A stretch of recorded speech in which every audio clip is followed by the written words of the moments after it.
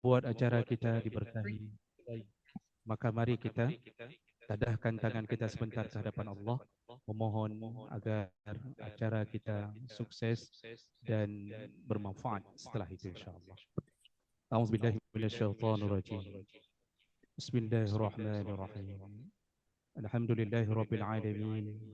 حمدا يوافي نعمه ويكافئ مزيدا يا ربنا لك الحمد كما ينبغي لجلالك وجهك الكريم ولعظيم سلطانك اللهم صل وسلم على نبينا وسيدنا المصطفى محمد وعلى آله وأصحابه أجمعين ربنا اغفر لنا ذنوبنا وذنوب والدينا Para penumpang yang terhormat, selamat datang di pesawat وجميع Lion المسلمين Air Boeing والمسلمات 737-9. والمؤمنين والمؤمنات Kami الأحياء sangat منهم senang Anda والأموات terbang bersama وتابع kami. بيننا Demi وبينهم kenyamanan بالخيرات dan keselamatan وتقبل Anda, يا سميع kami قريب mohon untuk مجيب membuka الدعوات bagasi kabin di اللهم bawah أعنا kursi على ذكرك atau di tempat bagasi وشكرك di atas. وحسن عبادتك Jika Anda mengalami اللهم kesulitan لا untuk تزغ menyimpan قلوبنا بعد barang-barang إذ bawaan, هديتنا وهب لنا من silakan لدنك menghubungi رحمة awak kabin. إنك أنت الوهاب Semua peralatan ربنا elektronik harus إنا نسألك dimatikan رضاك sekarang. والجنة ونعوذ Telepon بك من genggam agar سخطك والنار dimatikan sepanjang penerbangan. اللهم إنك Terima عفو kasih كريم atas تحب العفو فاعف عنا يا كريم فاعف عنا يا كريم فاعف عنا يا كريم ربنا لا تدع لنا ذنبا إلا غفرته ولا هما إلا فرجته ولا دينا إلا قضيته ولا مريضا إلا شفيته ولا عيبا إلا سترته ولا حاجة من حوائج الدنيا والآخرة إلا قضيتها يا أرحم الراحمين ربنا اجعل جمعنا هذا جمعا مرحوما واجعل من بعده تفرقا معصوما ربنا تقبل دعاءنا إنك أنت السميع العليم وتب علينا إنك أنت التواب الرحيم ربنا آتنا في الدنيا حسنة وفي الآخرة حسنة وقنا عذاب النار وصلى الله على سيدنا محمد وعلى آله وأصحابه أجمعين سبحان ربك رب العزة عما يصفون والسلام على المرسلين والحمد لله رب العالمين. Demikian Bapak Ibu, semoga Allah berkahi insyaallah. Wassalamualaikum warahmatullahi wabarakatuh.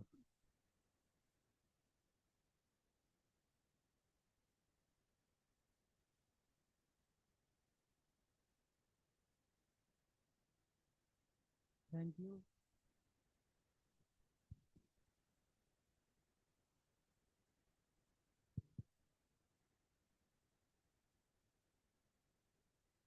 Thank you, Ustadz Nazri Hassan, for the beautiful and heartfelt prayer.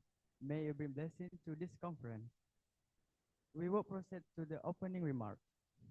We would now like to invite the chairman of the committee, Dr. Ahmad Faizul Hakim Hasibuan, SAE MEA, to deliver the welcoming speech. To Dr. Ahmad Faizul, the floor is yours.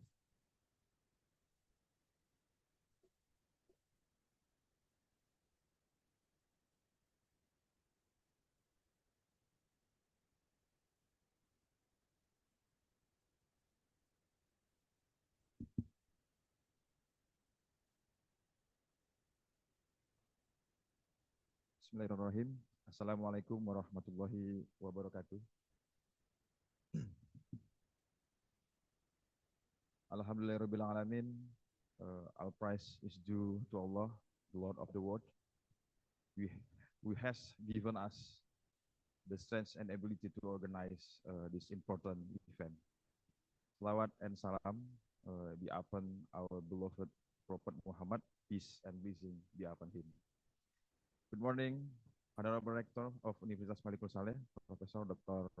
Insinyur Haji Herman Fitra, STMT IPM SNX, and Deans of Economic and Business Faculty of University Malikul Saleh, Juli Mursida, SA AKMM PhD, and our distinguished keynote speaker and invited speaker from Turkey and from Malaysia, please, and other guests. It's a great privilege for me as the chairman of the organizing committee and to welcome you all the third international conference and on finance, economy, and business. This event is the result of a month of preparation, and we are excited to share the progress we have made. I am pleased to report that we have received over 14 people from university and institutions across Indonesia and internationally. We are also honored to have submission for Austin University and the Philippine Women University. Because this contribution reflect a diverse range perspective and research topic, which I believe will enrich the discussion and knowledge exchange during this conference. I extend my deepest gratitude to all authors who have submitted their paper, and I look forward to the stimulating presentation and discussion that will follow. I would like to take this opportunity to express my appreciation to organization committee whose dedication, hard work, we have made this event possible. I also thank university opportunity to build lasting connection and collaboration toward meaningful solution. And thank you and welcome to the third ICOFEB. Assalamualaikum warahmatullahi wabarakatuh.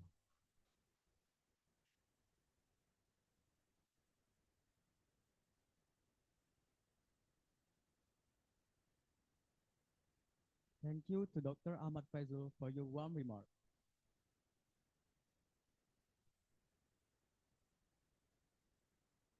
Next, we will hear the welcoming speech from the Dean of the Faculty of Economic and Business, Julie Murshida, SAAK, MM,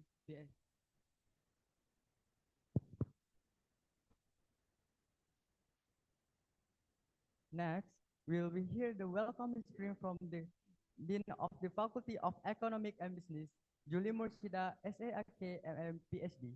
To Julie Murshida, we kindly invite you to the stage.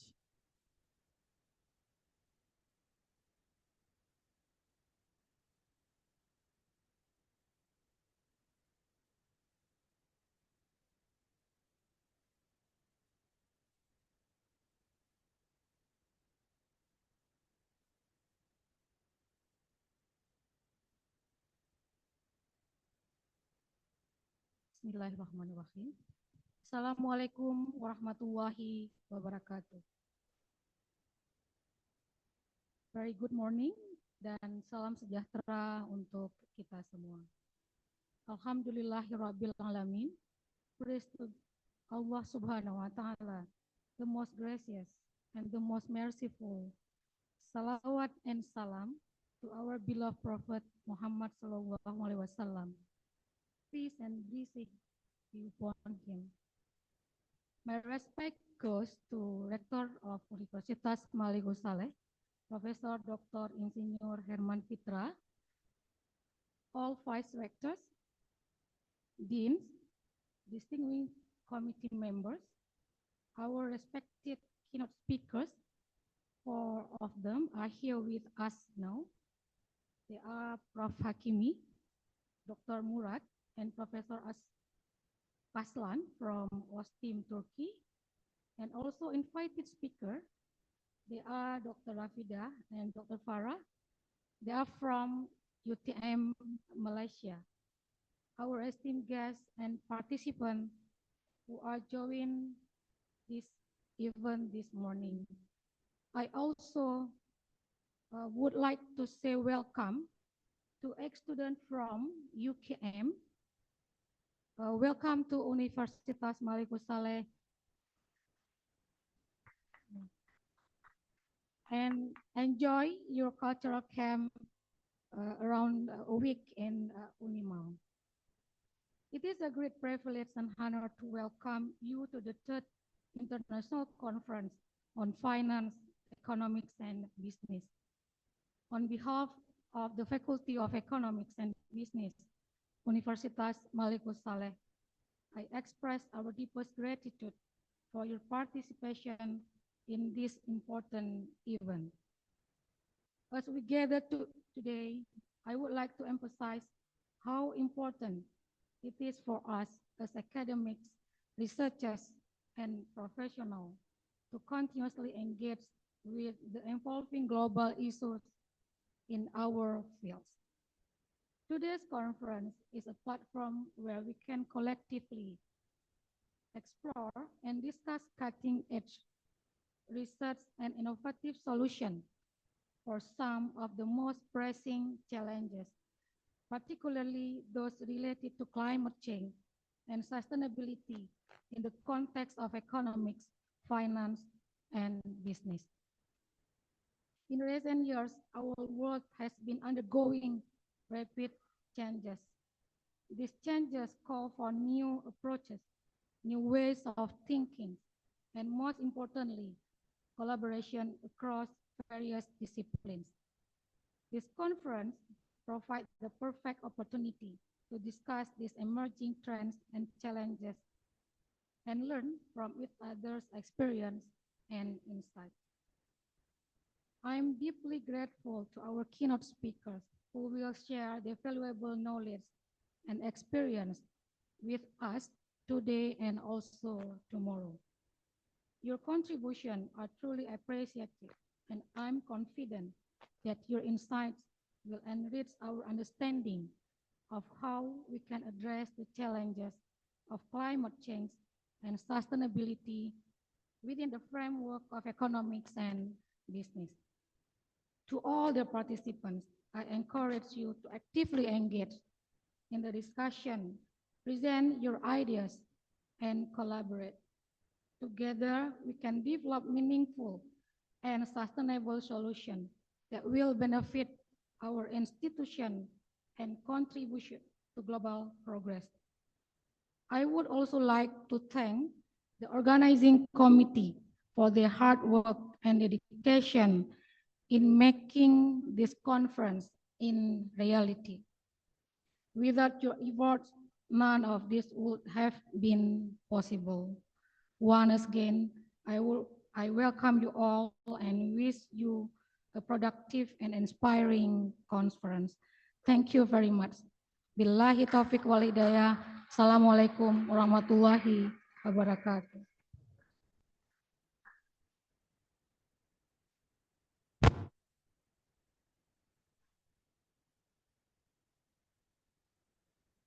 Thank you, Julie Murshida, PhD, for the insightful remark. Now it's a great honor for me to invite the Rector of the University of Maluku Saleh, Professor Dr. Insinyur Herma Fitra, SPMT, IPM, SCM, to deliver his welcoming speech and officially open the conference. To Professor Herma Fitra, the stage is yours.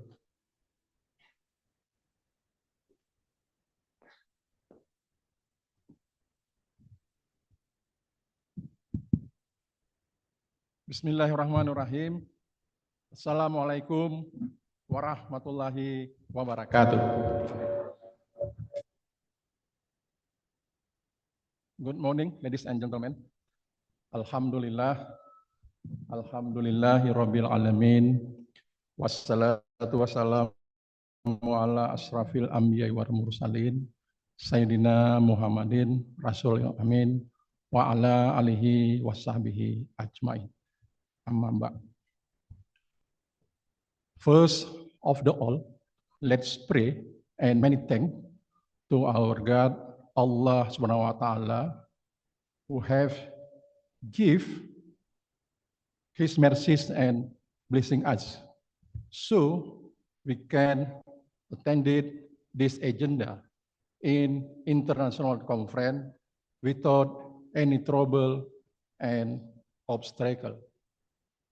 Secondly, my salawat and salam always be delivered to our Prophet Muhammad Sallallahu Alaihi Wasallam, who has guided us from the darkness to the brightness in this world, as well in the next world. It is with great pleasure I can join you all today as the rector of Universitas Maluku Saleh. The honorable distinguished guests from stakeholder elements, all vice rector of Universitas Maluku Saleh, head of bureau of Universitas Maluku Saleh, Head of Institution and Technical Implementation Unit. All Fasdin of Universitas Maluku Saleh, Head of Department of Universitas Maluku Saleh, representative of resort Komando ya, and representative of Polres Luxmawe, representative of Aceh Bank, and representative of Polytechnic State in Luxmawe. Honorable committee members, our respect to all keynote speakers, esteemed guests and participants, and to all attendees here. With all due respect, it is an honor for me to stand before such a distinguished guest gathering of scholars, professionals, and thought leaders from around the world. We are here today not only to share knowledge, but to shape the future by fostering collaboration and seeking innovative solutions and the challenge that we face globally. Universitas Maluku Saleh is deeply committed to supporting academic excellence and creating a platform where research and practice meet. This conference is a testament to that commitment. Through events like this, we aim to nurture intellectual growth and contribute to the advancement of knowledge, both locally and internationally. As rector, I am incredibly proud of the effort made of organize this prestigious event, which brings together experts from diverse fields. I see this as an opportunity to not only share knowledge, but also inspire each other in our pursuit of academic and professional excellence. Together, we can build a stronger future, one that emphasizes sustainability, innovation, and collaboration. To our keynote speaker, Prof. Madya Dr. Muhammad Hakimi, Muhammad Safi'i from University Kebangsaan Malaysia. Applause to Mr. Hakimi. And then Mr. Murad and Professor Al-Paslan from Austin Technology University. Applause to them. Associate Professor Minako Sakai from UNSW Research Australia. Attend by online, ya? Yeah? Correct. Okay. Applause. Fourth, Mr. Tatang, PSD, the Director of Higher Education, Science and Technology.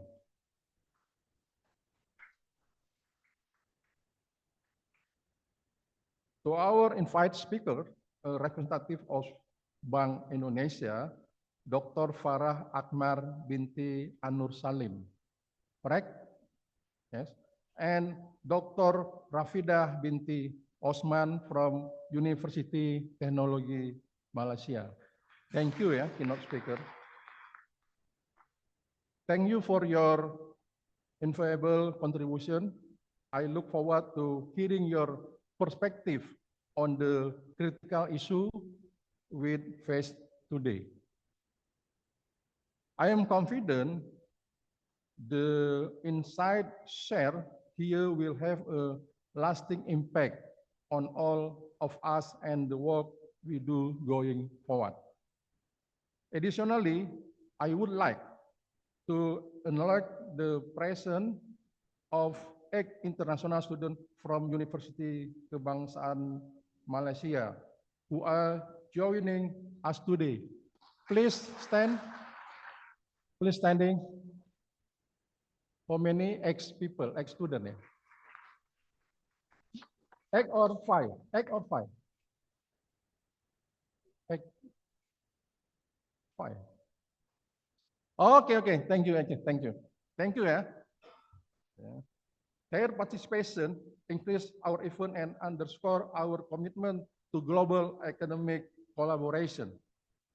Finally, I would like to thank you for their hard work and ensure the success of this conference. I also want to thank all of you, the participants, for your commitment to advising knowledge and addressing the global challenge we face. Let us make the most of this opportunity to learn from one another, build connection, and contribute to meaningful change. I wish you all a productive and inspired conference. I officially declare this third international conference on finance, economic, and business open.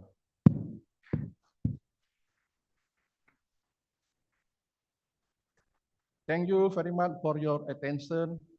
And the last I say, wassalamualaikum warahmatullahi wabarakatuh.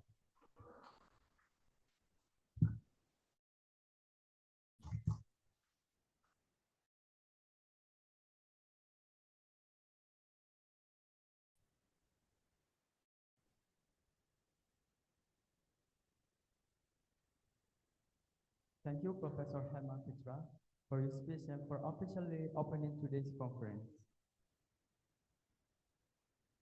Now we will proceed to the handing over of souvenir, which will be presented by Professor Dr. Insinyur Herman Pitra, STMT IPN ASEAN Inc., to Dr. Murad Kodioglu, Ostim University, and to Julie Murshida, SLAK MN PhD, to Professor Madia Muhammad Hakimi Moh Syafai from University Kebangsaan Malaysia, and also Dr. Insinyur Azhari, MSc FPM.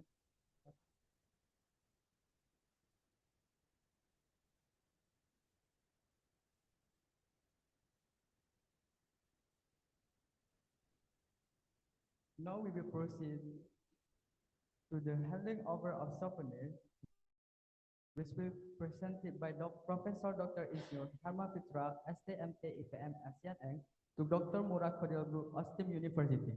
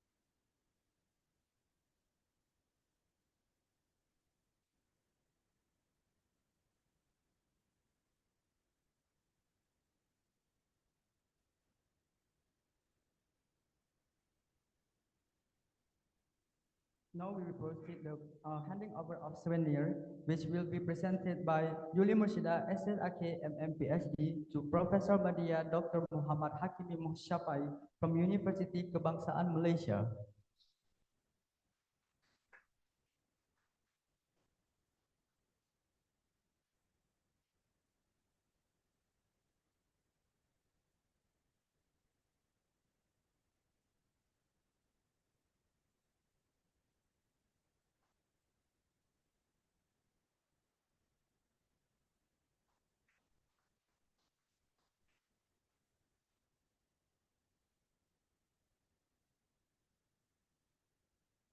Thank you to Professor Hema Fitra and Julie Murshida, PhD, for the souvenir handover.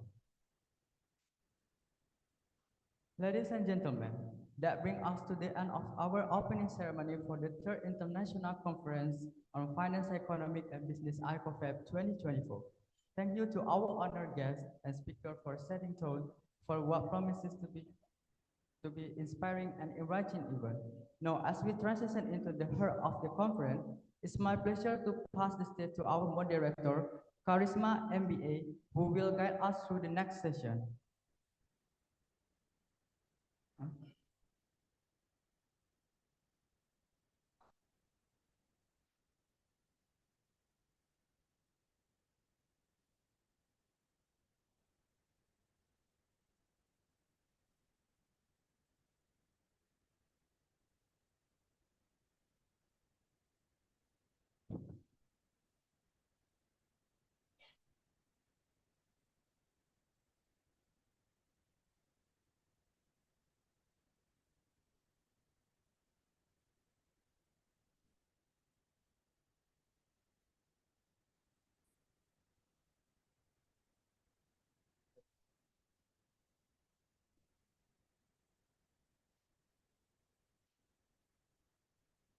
In a finds, we would like to take a group photo together.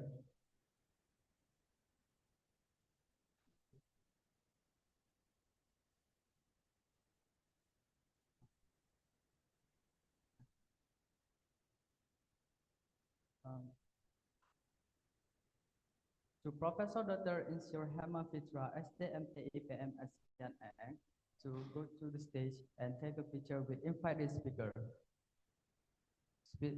and also keynote speaker.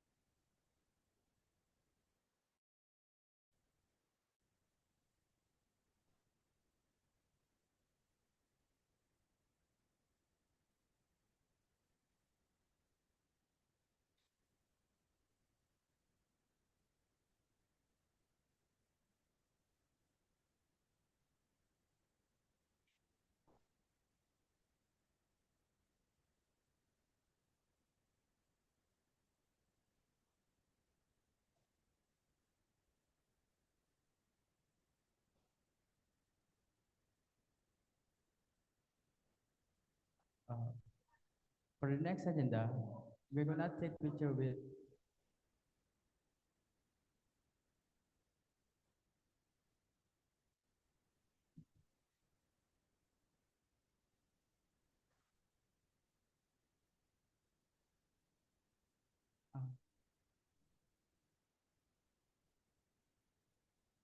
Please, for all guests, to take picture with Rector of Universitas Mulia. For all guests,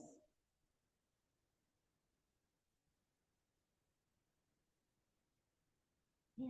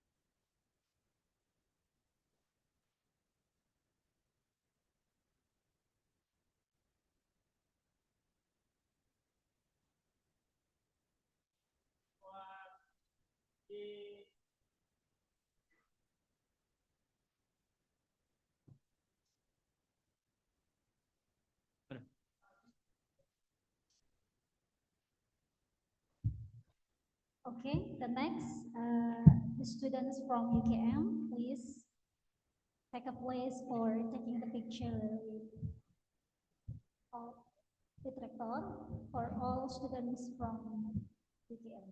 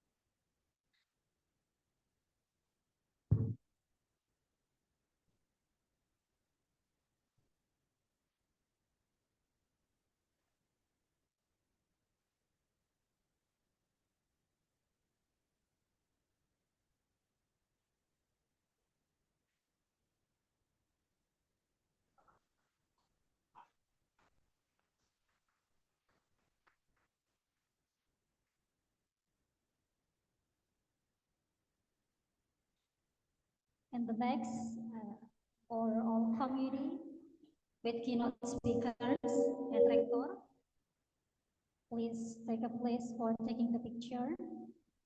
All committee and keynote speakers, as well as rector and invited speakers also.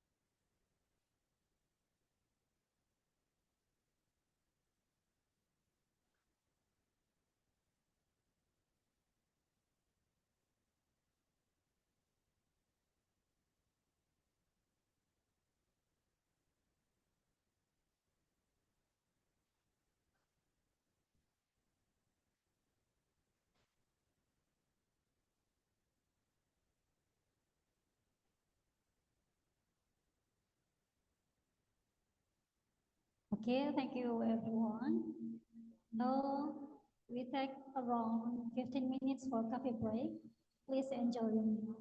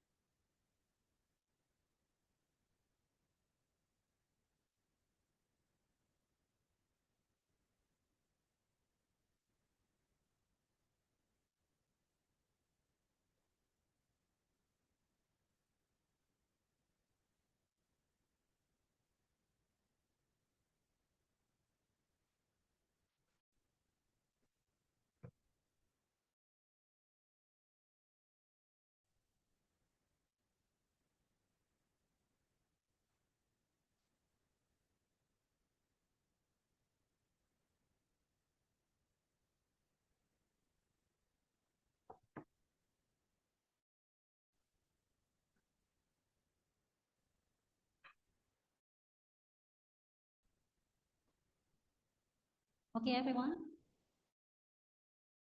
While waiting for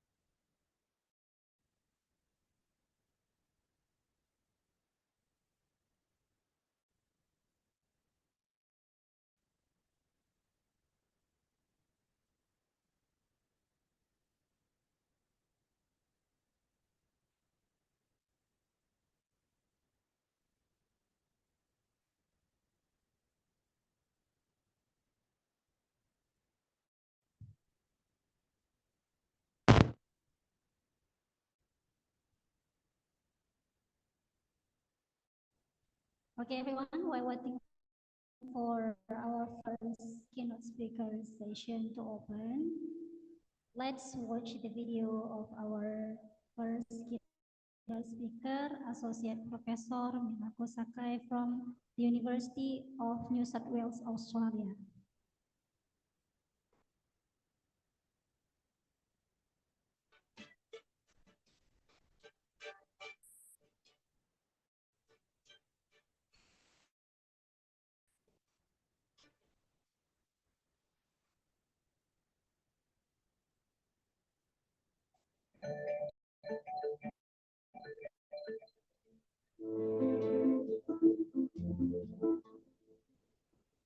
Ya, saya tertarik karena saya ada kesadaran pada waktu saya belajar hubungan internasional, tidak tahu sama sekali tentang Asia. Dan ada dosen saya juga tentang Indonesia. Jadi saya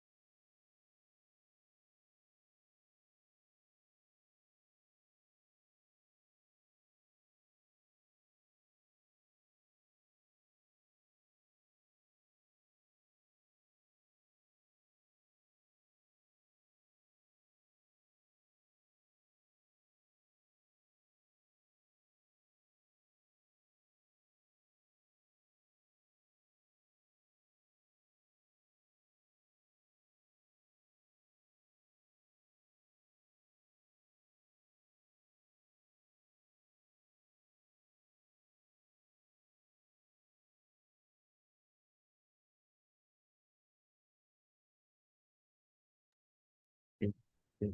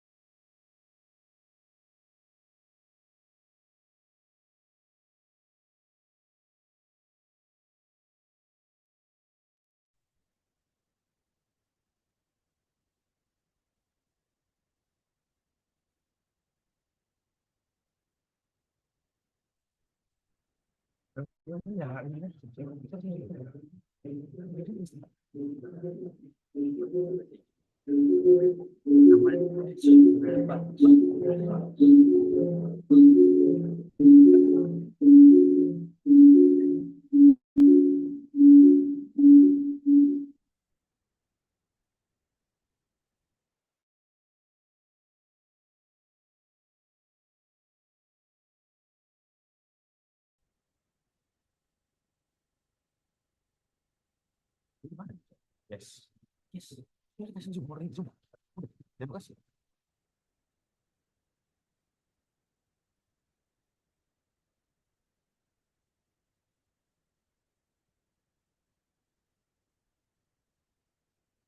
Bisa ya? Bisa ya? Bu, bu, bu, kalau zoom kita dekat, bu, storing deh, bu, bunyi.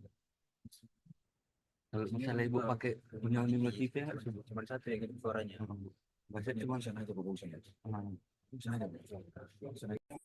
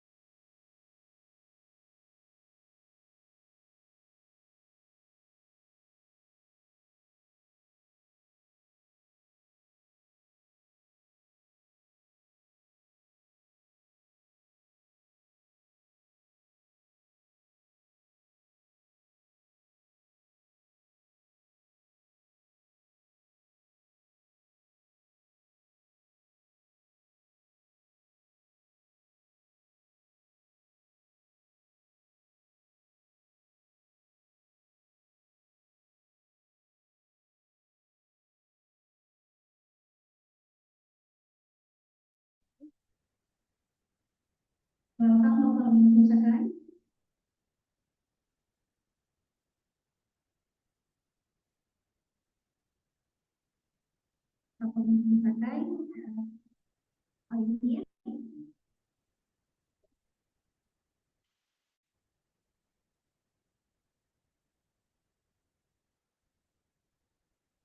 Good morning, Bapak Ibu Sakai.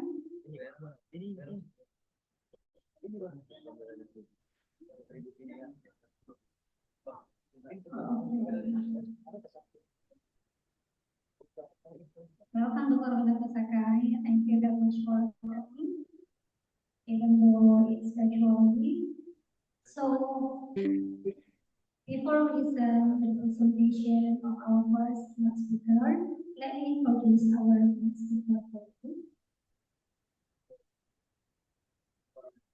Dr. Senin Sakai, an associate professor and newly head of School of Research in the University of New South Wales, Canberra, Australia. She has received numerous awards for her research.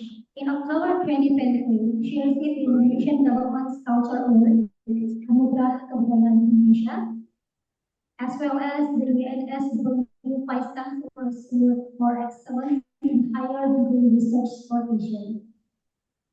She examines how to achieve the Sustainable Development Goals in the Indo-Pacific region.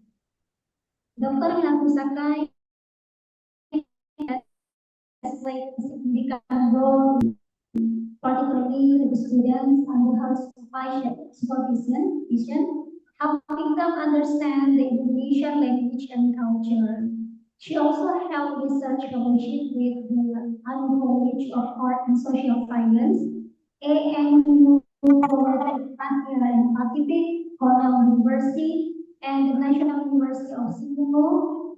In 2023, she held a research fellowship at the State Islamic University in Jakarta. She is frequently invited to international conferences for keynote and plenary address. She holds a PhD in anthropology from the Australian National University. Okay, let's now listen to the presentation. Okay, let's now listen to the presentation of our first keynote speaker, Associate Professor Senin Sakai, by title Religious Communities and Responses to Climate Change in Indonesia. Hello, good morning. Assalamualaikum. Salam sejahtera buat semua. Can you hear me? Yes. Oh, that's good. I actually like to share my slide, but would you please let me share the slide, please?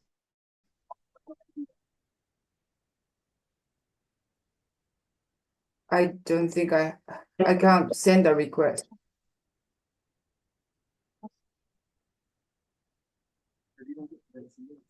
Iya, ini aja, biar nggak nampak kami kan, biar nggak jadi. Jadi tadi bocor aku baru sadar.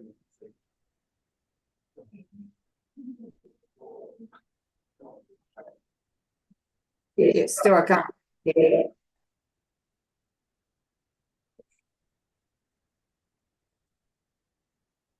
Okay, Dr. Senin Sakai, you can share. Yes, thank you.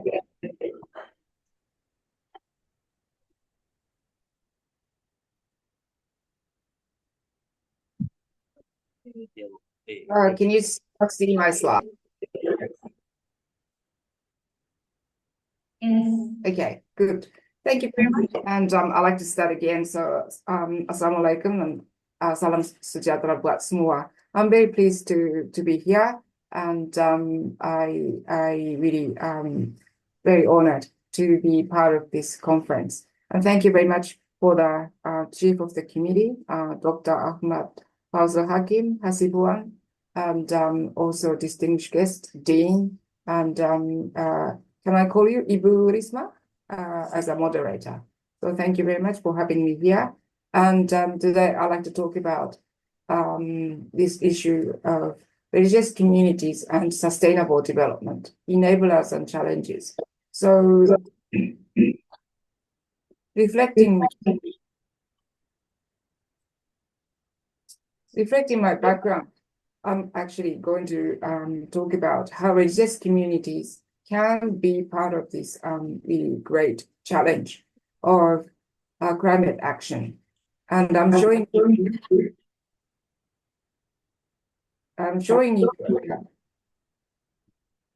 there's an echo in the background. I'm showing you a photo of Labuan Bajo I visited 2 weeks ago. And the reason why I'm showing you this photo is definitely Labuan Bajo and NTT province has been really promoted, highlighted as the new kind of Bali in Indonesia.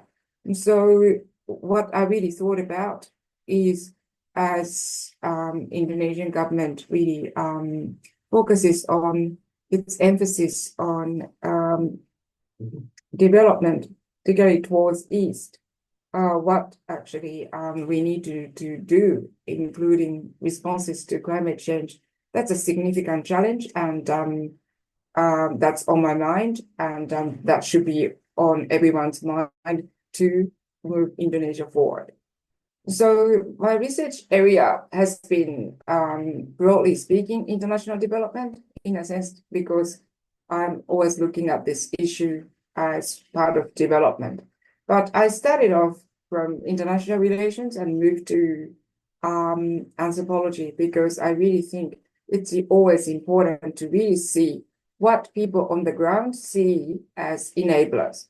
So I have published both in Indonesian and in English, and I'm fluent in both. I'm originally from Japan, so if you have any questions in Indonesian, ya tidak ada masalah, saya bisa berbahasa Indonesia dan bisa menulis. Sudah ada 4 buku dalam bahasa Indonesia.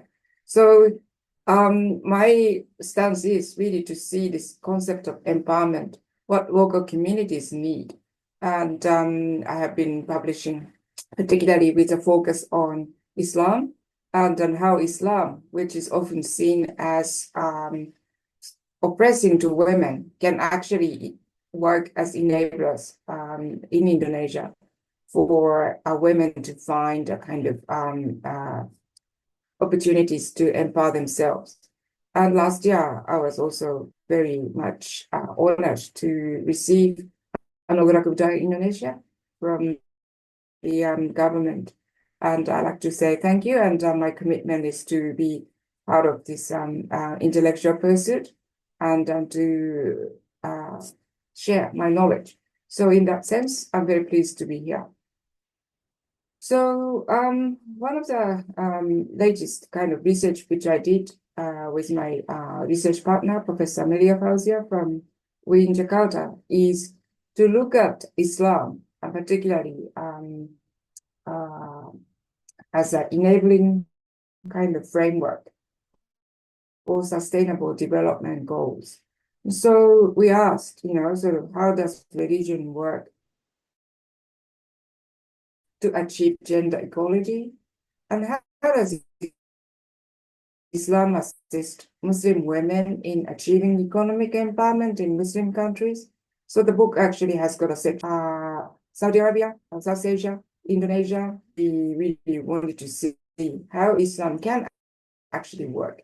And this kind of perception is very important in promoting, because often the image of Islam, particularly its places like Afghanistan, where women cannot really achieve what they really want to do, even in the field of education. And so our contributions is what really works in a society, which enables people what they want to achieve. And that has been my research driver. And the question I have for next few years to think about is, can religion become an enabler to achieve other sustainable development goals, and such as climate change action, and also civil society, partnership for poverty reduction. So I'm doing research on how to develop social entrepreneurship. So when I looked at this in ICOFEB, subtopics, there are a lot of sub-themes which are very much important and interesting. But in order to really advance these kind of schemes, particularly economic schemes, there has to be a market, there has to be a response. And that's exactly where I think I'm going to contribute today, because in order to really have a renewable energy financing, but if no one is interested in this issue, of course, economy, business opportunities are zero. So in that sense, what I like to emphasize is then how we can really mobilize, or can we mobilize religious opportunity, religious communities to be partners in informing, taking action for climate change. And then eventually that should really lead to a market and business opportunities. So that's the kind of broader context I have. And I've been working on this issue of social engagement, particularly among Muslim groups. And Muhammadiyah and NU, they are well known and they really have a established record of social engagement in Indonesia. So my interest is sort of look at much more newer kind of NGOs, particularly among Muslims, which I have been working on. And through that history, very briefly, what I can say is a lot of new Muslim organizations came into existence in the 90s when Indonesian sort of Islamization really influenced the creation of the middle class urban Muslims who are university educated, just like, students from your university. And they are very much educated and they're professionals and they live in urban areas. And based on my research, most of these people who studied NGO movements, some social engagement, they got really inspired by the success of Christian NGOs in the 80s or even, before. And so what allowed these Islamic organizations to take action is very fluid religious authority in Indonesia, where creative interpretations of Islamic social engagement was possible. So based on that, a lot of people who are concerned about poverty, they took action. And Bank Muamalat was established and then very much received support from ICMI. And along with that, Islamic Daily, Republica, was also created. I still remember when this Republica was initially published, I was a PhD student in South. My adopted father, Ayah Angkat, he really brought a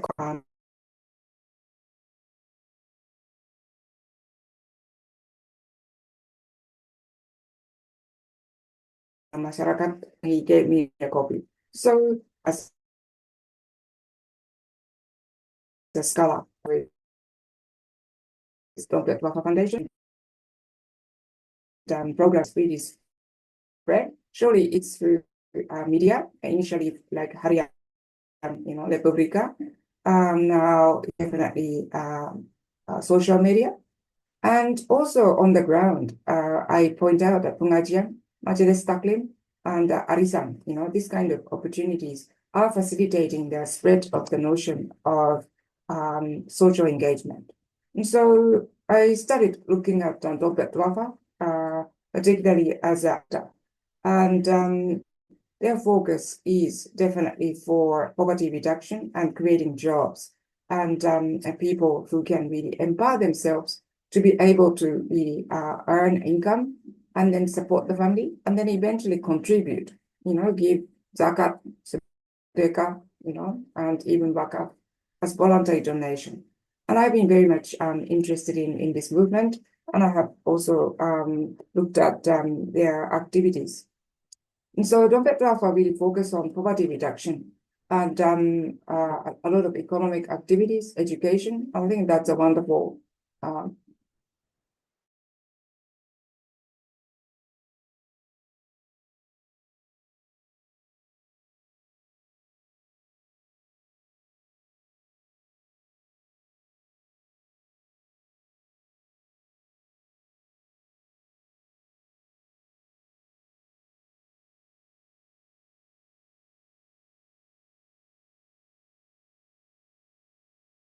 to some degree, Islamic finance, particularly Perbankan Islam, Sharia.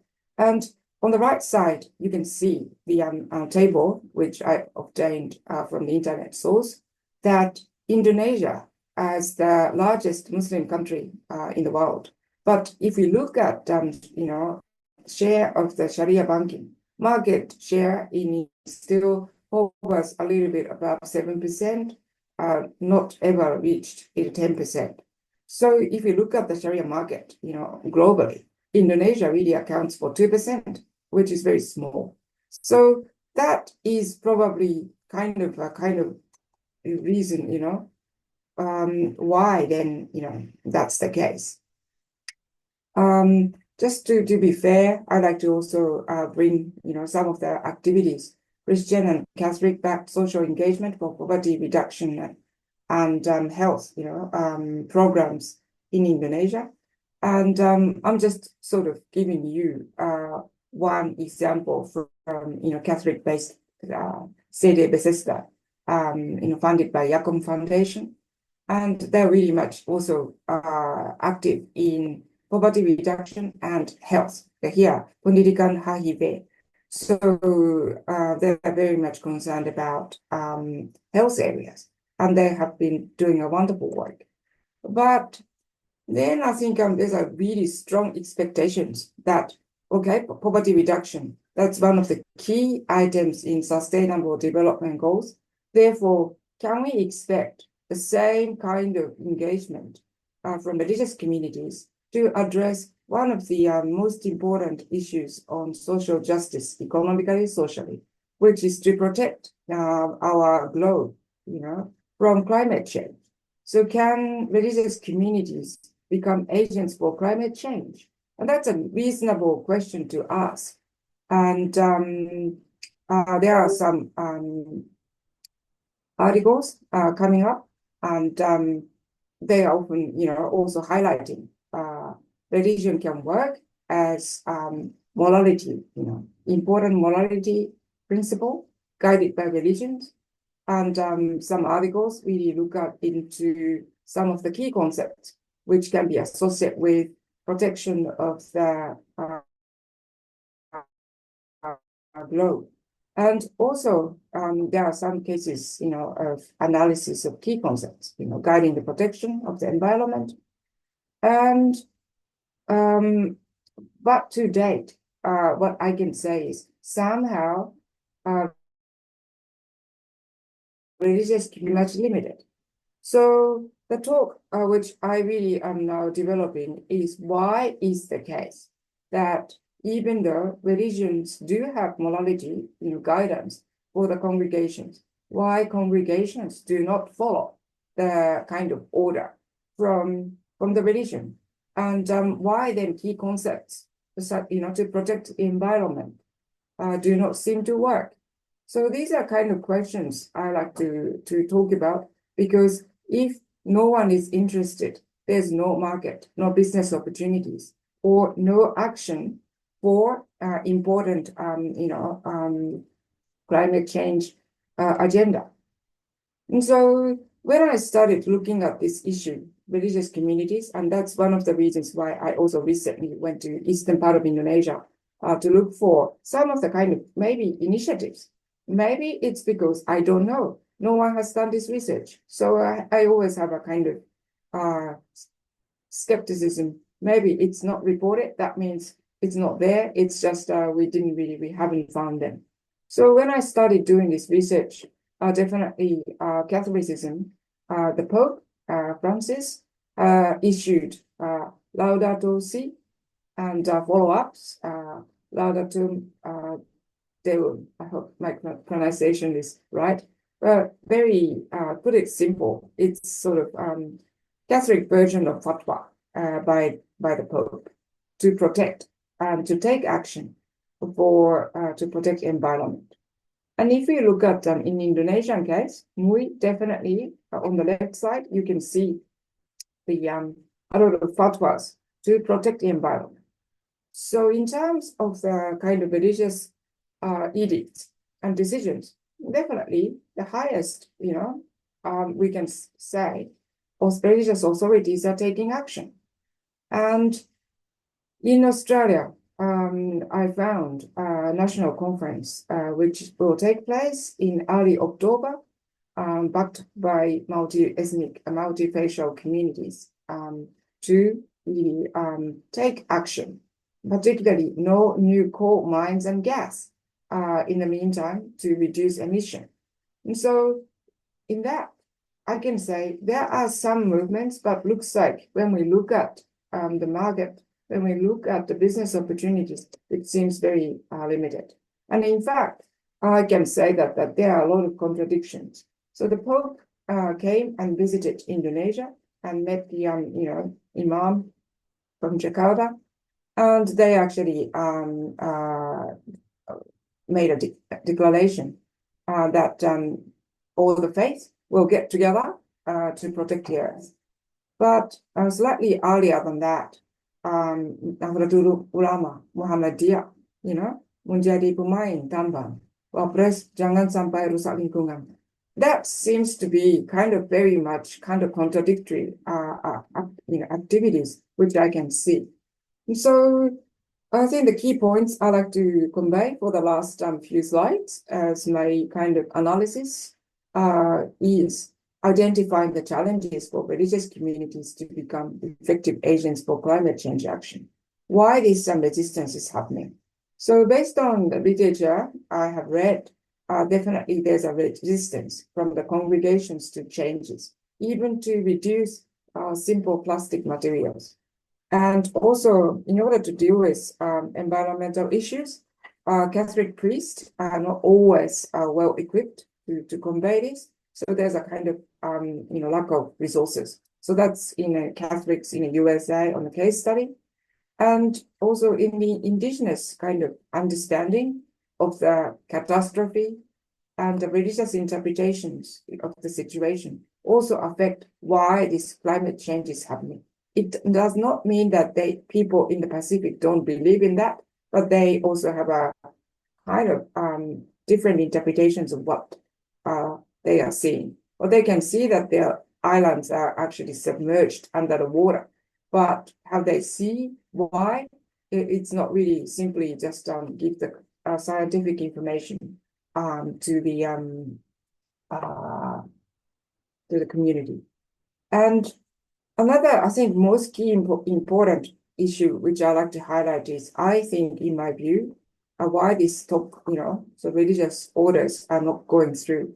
I think it's due to the legacy of the New Order period, where religious interpretations were shaped to really support the government directions of development, which we can say didn't pay much attention to environmental protection.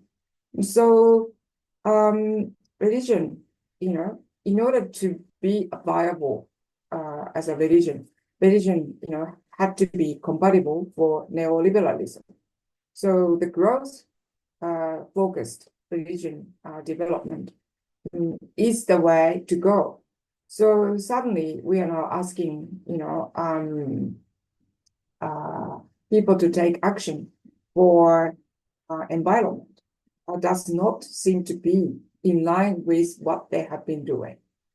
And I think another important part of my talk is the concept of development in Indonesia.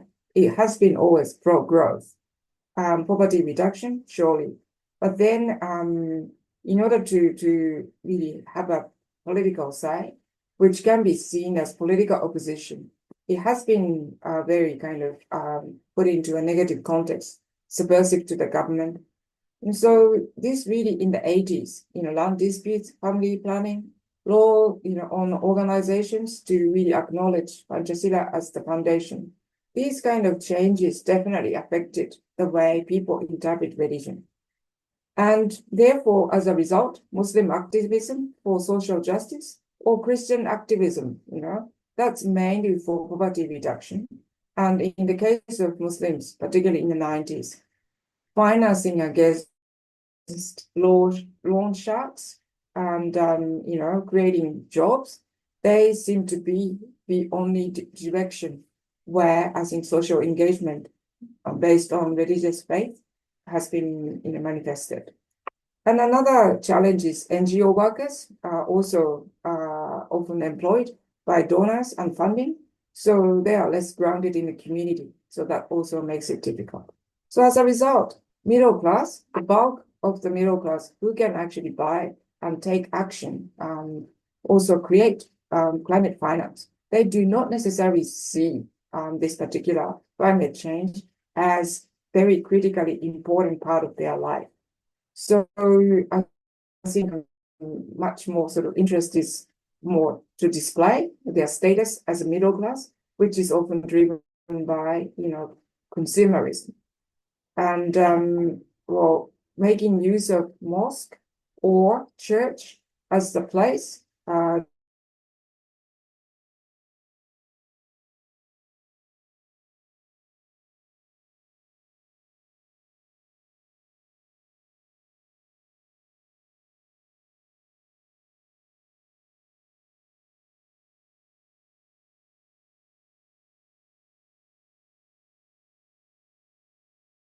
community organizations such as Samdre to take action.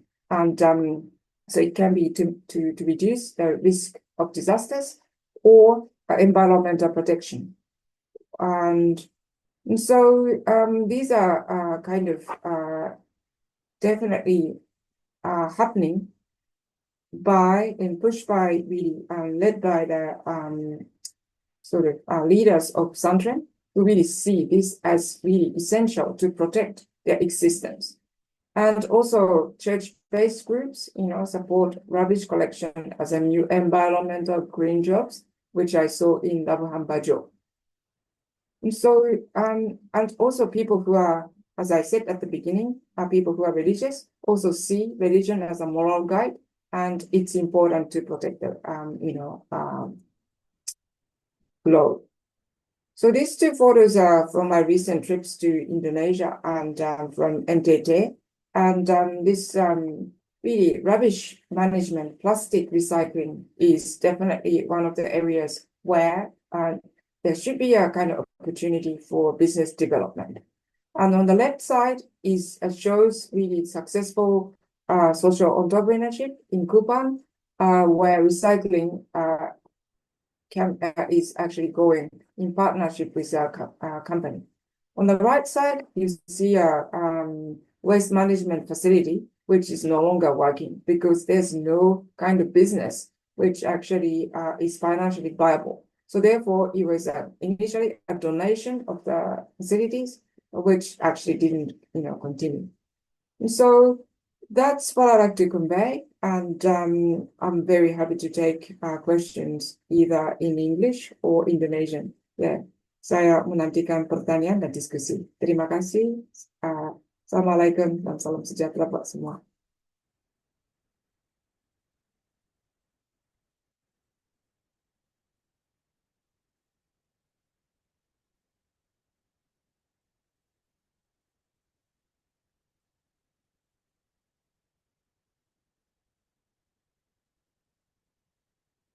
Are we done to the moderator?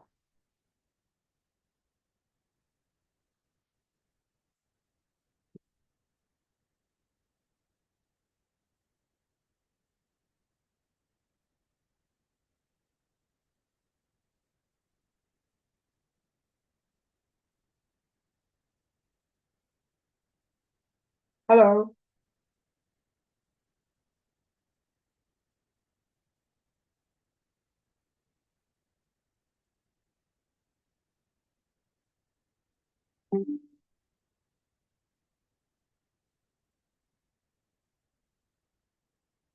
I'll wait for the instruction from the moderator, please. Yeah, there is a question actually. Dr. Munako Sakai. Yeah, I can hear you. Langsung saja.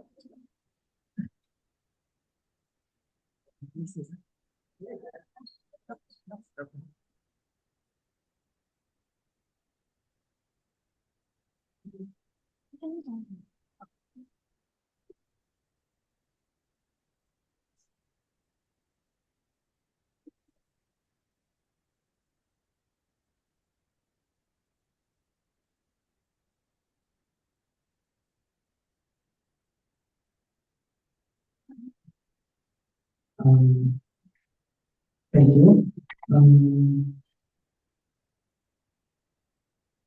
I have a question, Doctor. The question is, how did the influence of religious in climate change?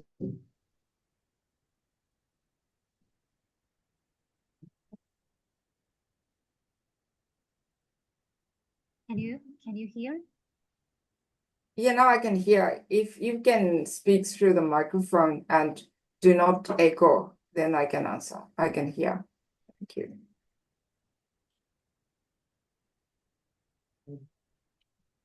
Can you repeat the question for me, please?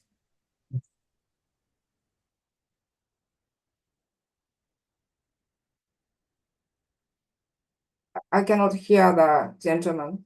I think the microphone has to be through the moderator, maybe? The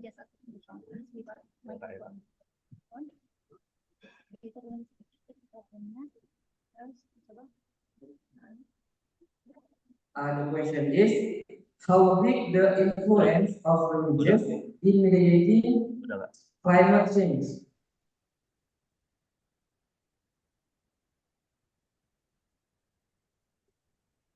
Okay, sorry. So the question is, how big the influence of religious in mitigating climate change? Dr. Winatu Sakai. What influence? Sorry. How big the influence of religious in mitigating climate change? Yeah. That's kind of what I spoke today. Definitely religion can work as a moral guidance. Religion can work as a guidance, but to date, we haven't seen much of the impact on the ground. And the reason is, I think, due to the political. Mungkin dalam bahasa Indonesia ya, mungkin supaya bisa apa namanya nyambung. Menurut saya, jadi agama itu bisa menjadi petunjuk, bisa menjadi acuan untuk tingkah laku manusia. Tetapi sampai sekarang, kajian-kajian itu menunjukkan ada beberapa konsep-konsep ya berdasar pada agama untuk menjadi acuan, dan juga ada seperti fatwa Laudato Si dari Paus dan fatwa-fatwa dari MUI itu belum menjadi acuan maksimal di komunitas. Dan mengapa seperti begitu? Argumentasi saya itu oleh karena memang ada beberapa hal yang tadi di dalam slide itu saya sebutkan kira-kira mungkin ada 10 faktor itu. Tapi paling penting itu karena ada apa namanya pengalaman pada waktu Orde Baru di mana organisasi beragama itu harus mendukung program-program pemerintah di atas nama pembangunan, dan pembangunan itu tidak selalu prioritas apa namanya proteksi lingkungan. Nah itu sampai sekarang jadi sepertinya ada kurang minatnya dari kalangan kelas menengah yang beragama, tidak begitu memberikan perhatian kepada aksi-aksi perubahan climate.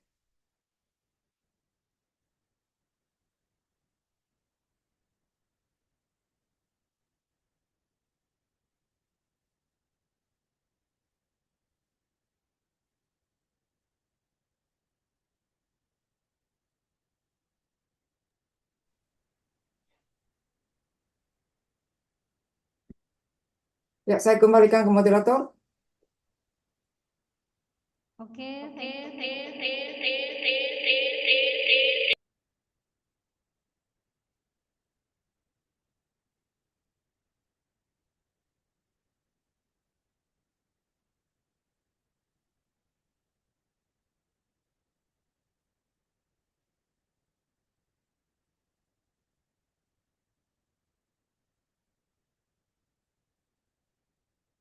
Warahmatullahi wabarakatuh.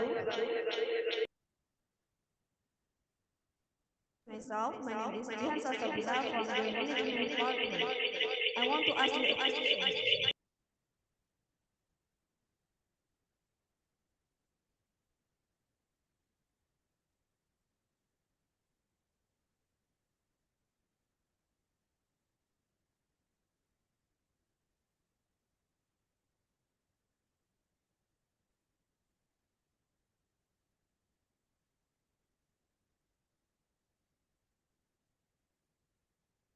From Management Department.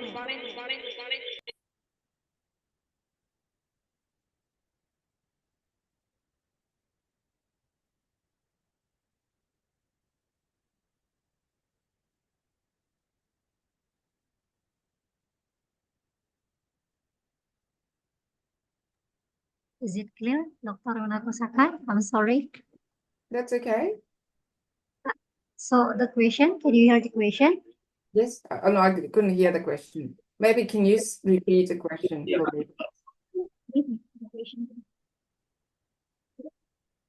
So I'm sorry, the question is, what can be done by community in general to support in reducing climate change?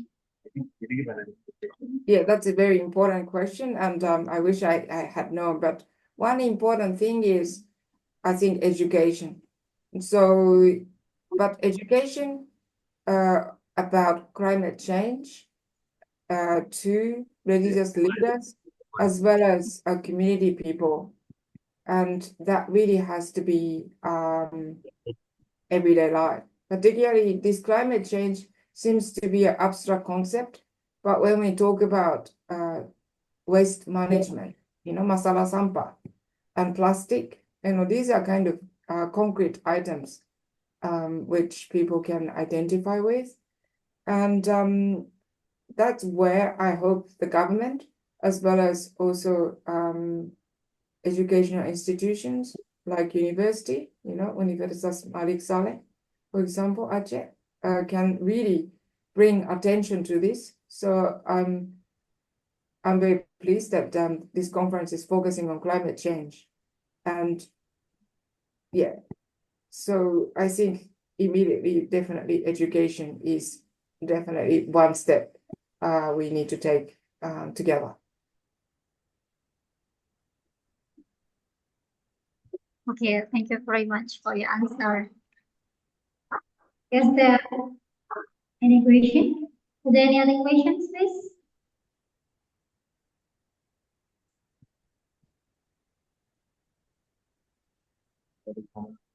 Is there any other question? Okay, I think your presentation is very clear and incredible. Thank you so much.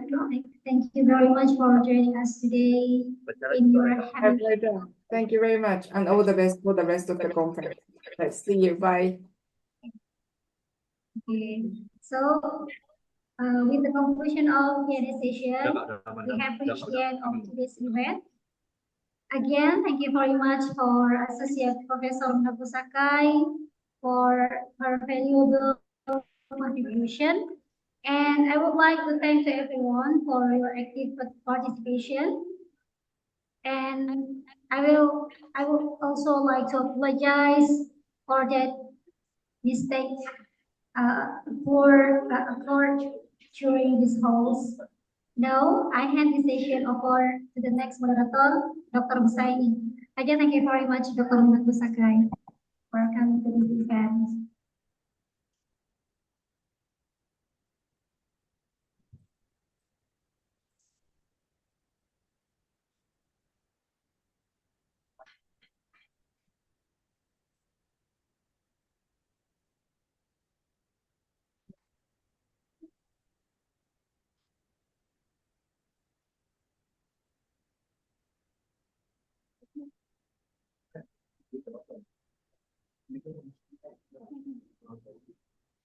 Yarin,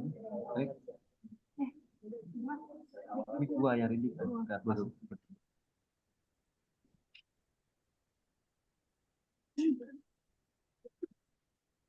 Bisa.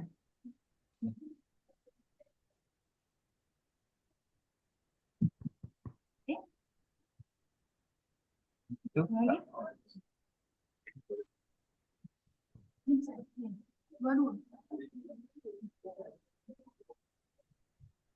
Dua-dua deh kan? Iqbal, dua-dua.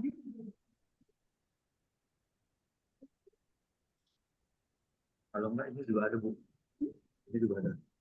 Kalau memang Dua aja. Dua. iya.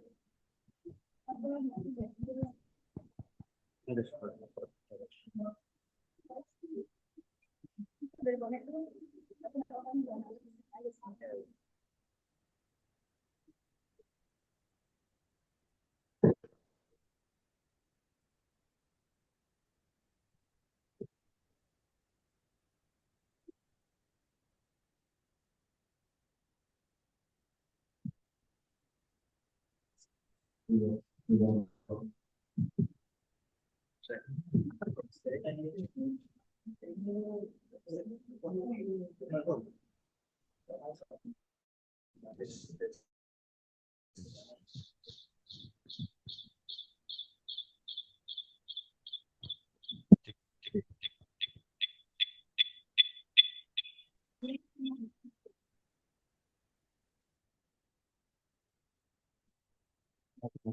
Bismillahirrahmanirrahim. Assalamualaikum warahmatullahi wabarakatuh. All praise is to Allah Subhanahu wa Ta'ala for His guiding us to come and say so we can challenge both activities. And then we say salam to Prophet Muhammad Sallallahu Alaihi Wasallam, who transformed the world of humanity from Islam. And then I would like to return my respects to our king, Prophet Muhammad. And then to the speakers, I come to our campus. This one from Malaysia, Prophet ini, and then Prophet and Prophet welcome to Indonesia. And then from Turkey, there are Dr. Al-Fadlan and Dr. Muhammad, welcome to and we from the community of the Popular Economic, I'm very happy and grateful for visiting of all speakers to our campus, and we hope your presence will inspire and motivate us in our effort to develop our campus to an international level. So now I will call the speaker, Prophet Lee, to take your place.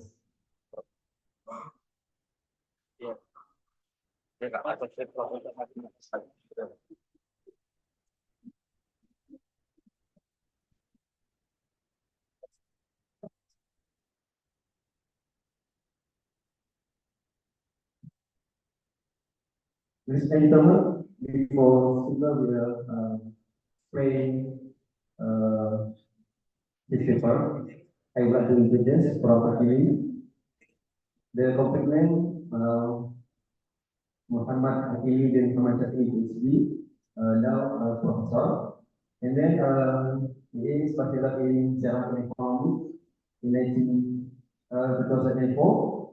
And then master in Sejarah and Economy 2006. And then PhD in Islamic Economy 2012 in Quito, Japan. And then the specialization about Islamic economic and Islamic social finance.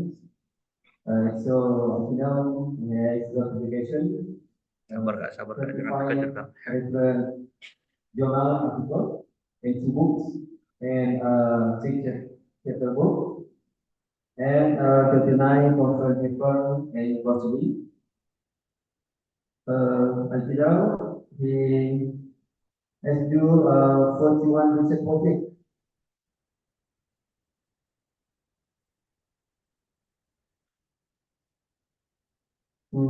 By international institution.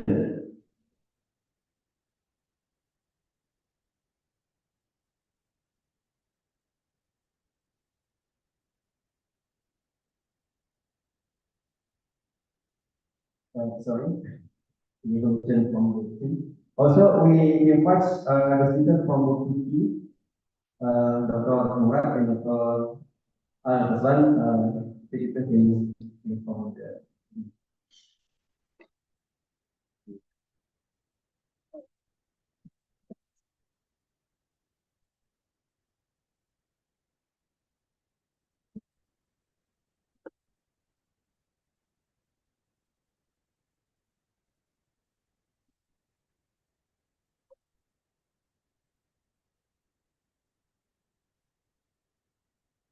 Yes. Siapa lagi ngomong gini? Alah.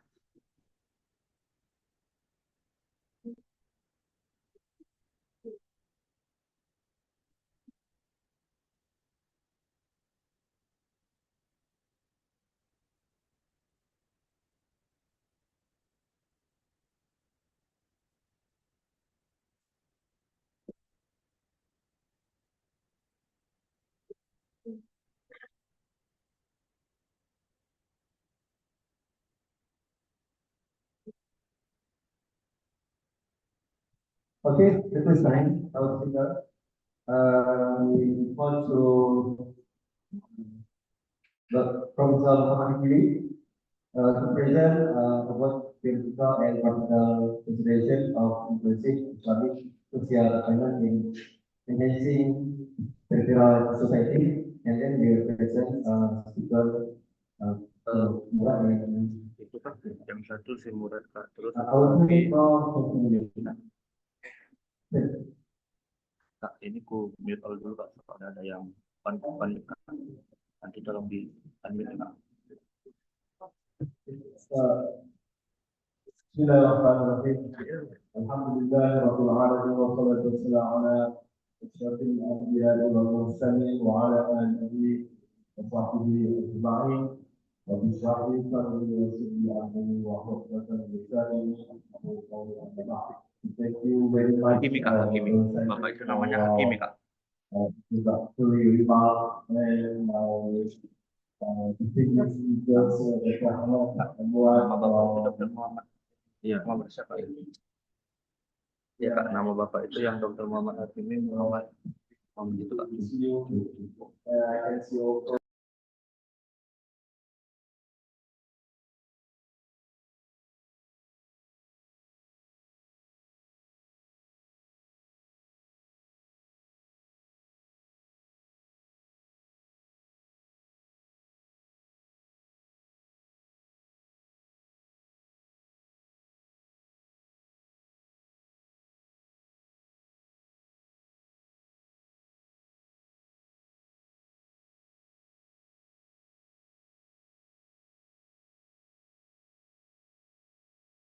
with my with our previous speaker, Dr. Minato, that can speak Indonesian very well, and I believe my presentation closely related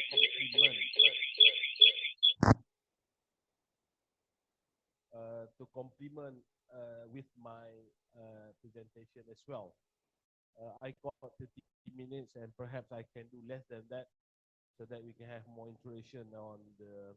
I can see Dr. Julie, the dean of the FEB Unima Lok Samawe. So my title of I got the my title of presentation related to I'm very interested with the presentation by Dr. Minato from UNSW that I regard as a complement with what I want to present as well. Good to see Japanese can speak Indonesian well and also can talk a little bit about the Islamization, since Indonesia is the largest Muslim state, and perhaps Dopat, Doafa, BMT. So all those things are related. And I got my SDG also from Japan, from Kyoto University in Japan. My sensei is a Japanese Muslim, so that this is a good time, and I learned a lot from the Dr. Minato presentation. So a little bit related to theoretical and practical considerations of inclusive Islamic social finance in enhancing federal society. So I hope that I can complement with the theme of this ICOFEB by Unimaluk Semawe. Okay, next.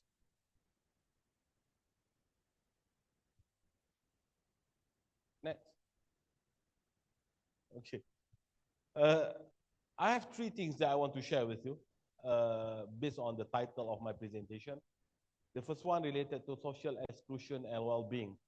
And we always regard about the issue of inequality, for example. Our country in Malaysia talking about this issue since 1970. But our world just realized about the issue of inequality just in 2015. Just in 2015, why I said 2015, because we only have SDG, Sustainable Development Goals in 2015, and before that we have MDG, with 8 pillars never mentioned about inequality. But in 2015 until 2030, the world coordinate and consolidate to have 17 pillars. And pillar number 10 is related to inequality issue. We are struggling in our country to counter the issue of inequality. We're facing the racial riot between Malay and Chinese in 1969, May 1969. So that, and after that we have the big riot, and therefore our government identified one of the issues is related to inequality. So I'm not sure to proud of or to say it's quite pity to see the world regard inequality just in 2015. And you expect we can tackle everything. And good to see Minato Sensei presented related to how the Islamic social engagement can relate with the Islamic instrument. And this is what I want to highlight as well by using the Islamic social finance. So that's the thing, and eventually how we can have the well-being of the people, the human dignity. Is it because of we increase the income we can get the well-being of the people? I don't think so. People in Kelantan, for example, if you know, one of the dominated by the Islamic party in Kelantan mentioned, oh, this is a very poor society, this is a poor state. But what can I see in Kelantan? They are very happy. So is it the relationship between the salary or income closely or linked with the happiness? So the well-being is very subjective.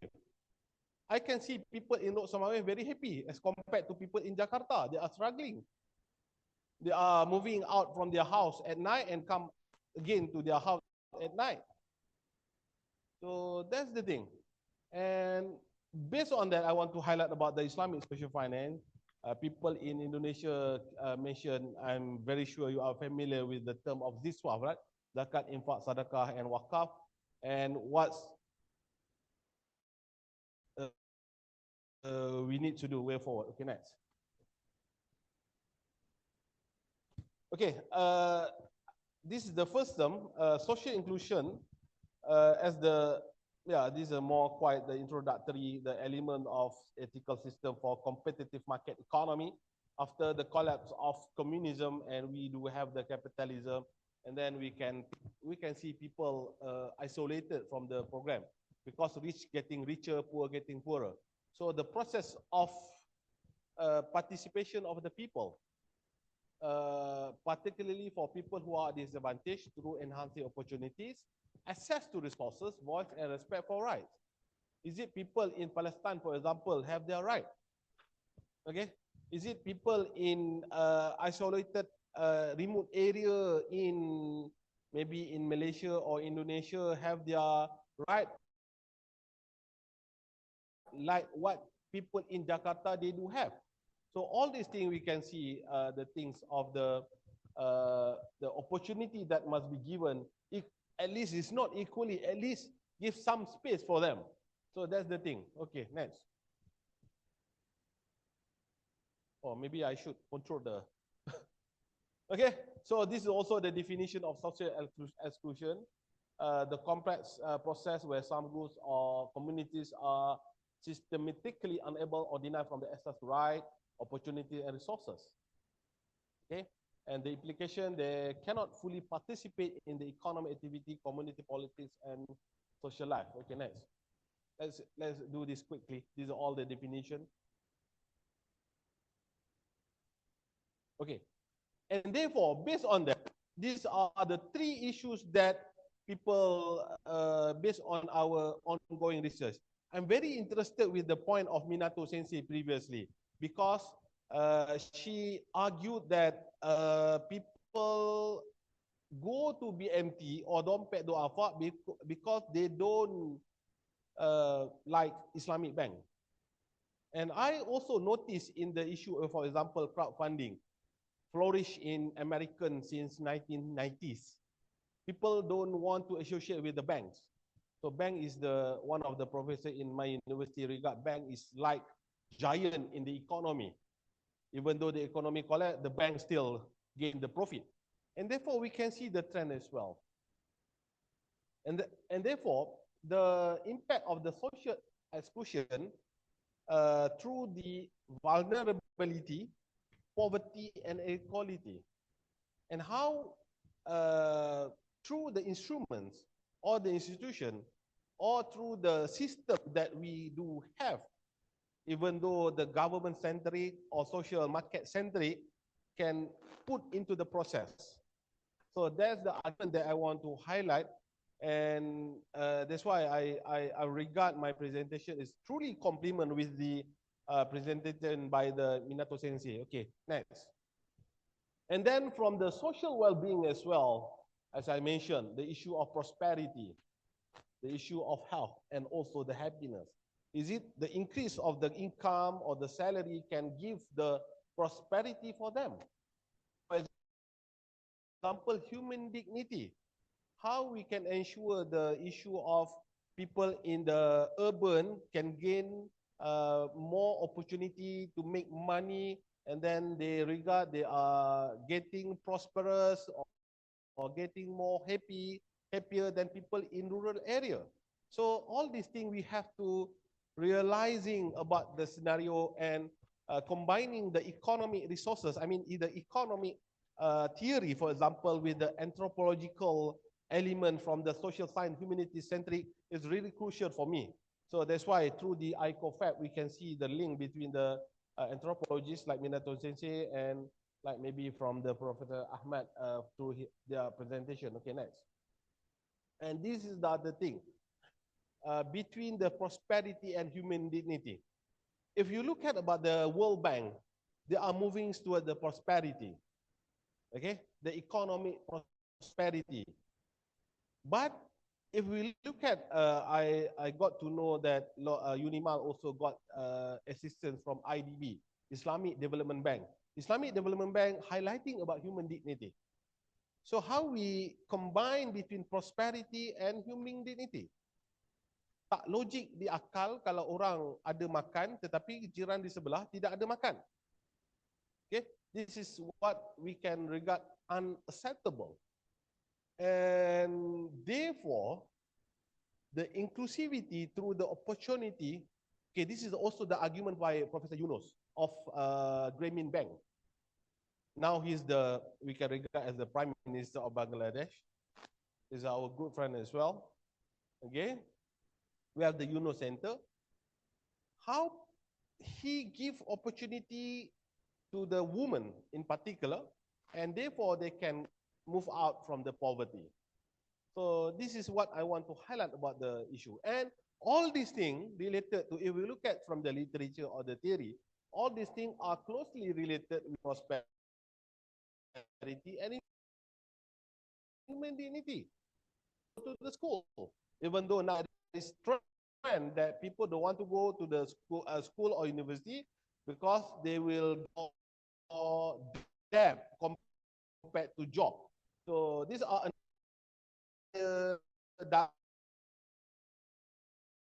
dilemma that we are facing in our world. Okay, next.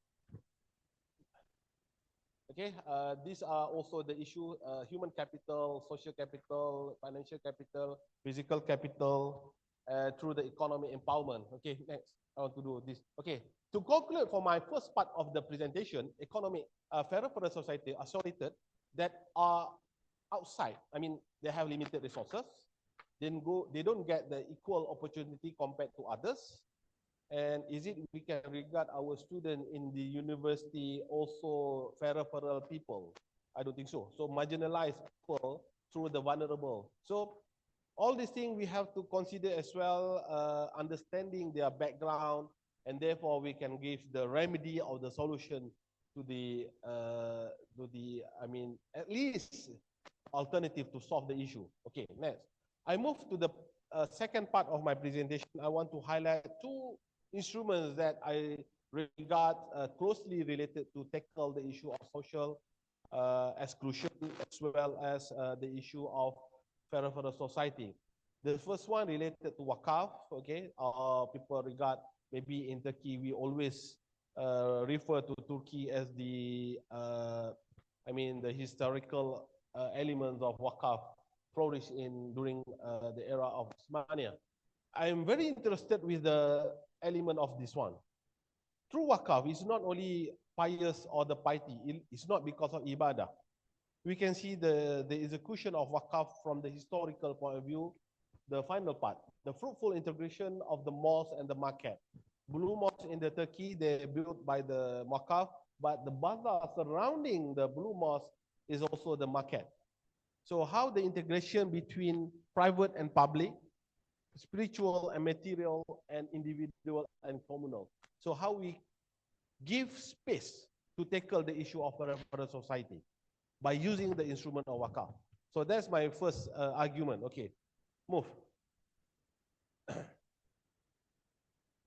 And then these are also elements that we do have in our country, Johor Corporation, by using the corporate wakaf. From the historical point of view, there are three elements. One in India, Koch Foundation, if I'm not mistaken, in Turkey, Hamdard Foundation in India, Koch Foundation, they are using laboratory, something like conglomerate until now, right? So in the case of Malaysia, we do have corporate wakaf. How people from the corporate world use wakaf to assist a fairer society. Why I want to highlight about the corporate wakaf, because of now we can see under capitalism or postmodern life, corporate dictate our economy. So we can see people, the minority dictate majority. Okay, the rich people just maybe 1%, 2% in this world, but they dictate the world. So how we put the element of wakaf under the corporate world, and therefore we can see the charitable elements can be used to tackle the issue of our society. Okay, next. And then this is what I mentioned in Turkey, in India, and also in the case of Malaysia. Okay, next. Okay, the second instrument that I want to highlight, truly based on the Qardul Hasan or benevolent loan, because in Islam we don't have the only loan is Qardul Hasan. We don't have Qardul Ali, only Hasan. Okay, or Hussein, no, only Hasan. Qard yang baik, Hasan is baik, right? Pinjam, hutang yang baik. We don't have. That's why in Islamic bank we call financing. We don't call it as a loan. So Qardul Hasan can be regarded as a powerful instrument as well. Okay, even though, for example, the education, I mean, financial education we give, they put 4%. This is not the interest. This is the ujrah, or this is the ujrah upah. Yeah, fee, right? The fee. So, but I can see if we combine between the wakaf and also the Qardul Hasan together, and we need to have more creative and innovative to blend this. It's not simply we use. The study of, for example, I give you now, the study of riba, for example, is not the issue of what are the characteristics of riba, what are the concept of riba. The study of riba in current life, in our time, is the applicability of the prohibition of riba. How we can see, oh, is it interest is riba or not? How we remove the application? So the issue of applicability of the instruments that been highlighted since the era of the Prophet Muhammad until now, that's our duty to manage this well by using the creative and innovative. Okay, so the things that I want to highlight. Okay, next.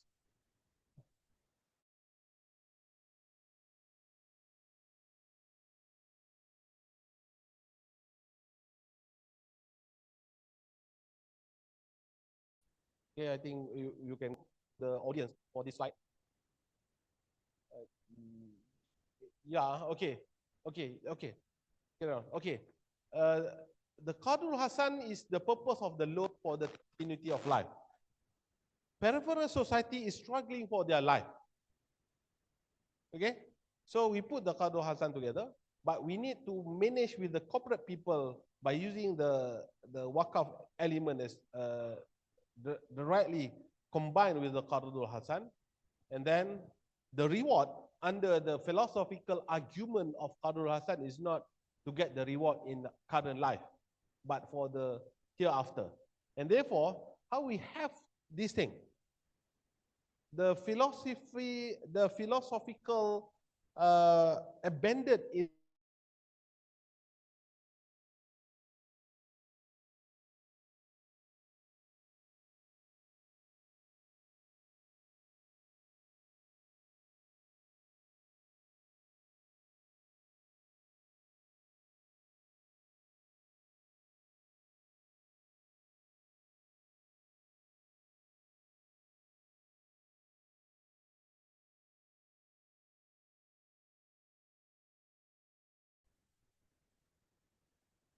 okay, this is also in the case of Malaysia, education more. Okay, this is the way forward that I want to propose that I hope and I can see and I can feel my strong feeling the Indonesia is the land that you can do things creatively and innovatively. Because my good friend, one of my good friends said, if you have money, you can create bank in Indonesia. Kalau ada duit, boleh bikin bank. Not in the case of Malaysia. Okay, so meaning that by using this what I regard as the faith-based framework based on the Wakaf and the Qadrul Hasan for to tackling the issue of peripheral society or the social exclusion, because Wakaf we need to have the long-term preparation, long-term management. It's not simply you can take the benefits immediately by using the Wakaf, but you have to invest the capital, and therefore you can gain the benefits to the Ummah, to the Mawquf Alayh. But in the case of Qadrul Hasan, we can do immediately, and this I would regard as the medium-term relief. So if we can combine these two funding, we can create as the sustainable fund that money will keep on flowing in. Okay, these are the things. Next, okay, how we can have the incubator for this thing by combining these two instruments, and then we can see the incubation program. I'm quite ambitious 5 years ago, but now lately getting older, even though still young. I really hope that people in the university can do this, especially among students. So if we can create the program within the students association, for example, and I believe we can give the impact to the community, local community that surrounding us. Okay, I believe we are very near to the people, right? I can see when I went to any university all over the world, surrounding the university we can have, including the Oxford, but the people in Oxford may be more learned compared to us. People in my alma mater in Kyoto University surrounded with the community as well, but there are some of them quite isolated. So if the university can do a good program, and I strongly believe we can give the impact directly to the people. Okay, these are the idea for this one. Next. Okay, by using the corporate wakaf, the incubation program, the expansion of the program that we want to do this in our university in UKM, inshallah. Okay, next. Okay, these are the analogy.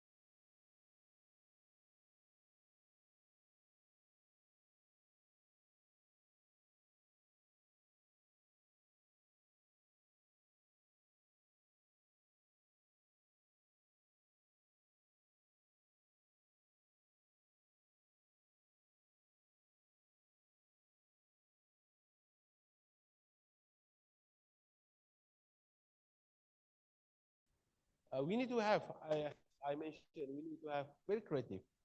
The late Tan Sri Ali Hashim, good friend of myself, saya cakap dengan dia, Tan Sri boleh masuk syurga direct dengan corporate wakaf. So I can see how the learned people like Tan Sri Ali Hashim coming from the corporate J-Corp have this thing, creatively using the corporate wakaf. And we need to be very proactive, and we have to anticipate. People cannot wait. People in group isolated cannot wait. And finally, we have to be systemic or holistic. With that, I end my presentation. I think within 30 minutes given to me. Thank you very much. Assalamualaikum warahmatullahi wabarakatuh. Thank you, Professor. Before we open the question, so here we have two speakers more. Okay, the second, I invite Dr. Murad to present the paper. Let us tell about Dr. Murad. He completed his undergraduate education at the Middle East Technical University and his master degree in MBA, State Michael College Fitting, and completed his doctorate in Selçuk University. Our time 30 minutes, Doctor. Okay, please. Thank you. Thank you very much. First of all, I would like to thank Professor Dr. Herman and Ms. Julie for inviting us for this particular, and all the audience, as well as our engineering friends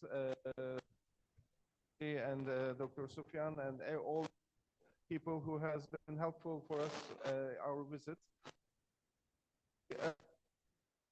Turkey and Aceh has shared history for a long period, almost 500 years ago. There's been a help from prior to Aceh people. This is the impetus that we came here also to maybe assist on technology transfer for UAV systems to starting Maluku Saleh. And this is my second time coming to Indonesia, but my first time to coming to Aceh. So I would like to actually, we have co-authored with Dr. Alparslan Durmuş together our introduction to UAV systems for this the climate change. Taking note with the most basic methods to increase the flight time of drone systems. We have emulated the flying of the birds as our own target to understand how we could be able to make a longer flight time. And with this in mind, we have developed some sort of a understanding of how the energy systems as well as the battery time will be changing. You can change the slides, maybe the number 5 now. So the battery time and the capacity and the weight ratio, no matter how much capacity of the batteries carries by the aircraft is increased, their flight times do not change. So this is the main factor in our research. And with our own battery capacity and the power would give us the flight time. Moreover, the studies are continuing to use more efficient engines and more efficient battery technologies to increase flight times. And developing some sort of a soaring system would be some kind of an answer for this. So with the battery technologies today and the energy density of the batteries according to their weight has been increased significantly. And with this in mind, the alternative energy sources and methods used in UAV systems is one of these studies has shown that carried out using alternative energy systems, such as the solar power and some of the wind power that could be used. So the gliding method and the glider systems is an important factor in making the solar power made use in the UAV rotary wing systems. And the solar power with that are mantled on the wings of the fixed wing drones are with the use of solar energy and propulsion. Unmanned aerial vehicles will have lesser environmental problems and more sustainability to it. So the traditional electric powers in UAV systems operate with energy stored in batteries. But what we are offering is actually with the solar system to be stored in the UAV systems and captured by solar panels and charge the batteries within it. The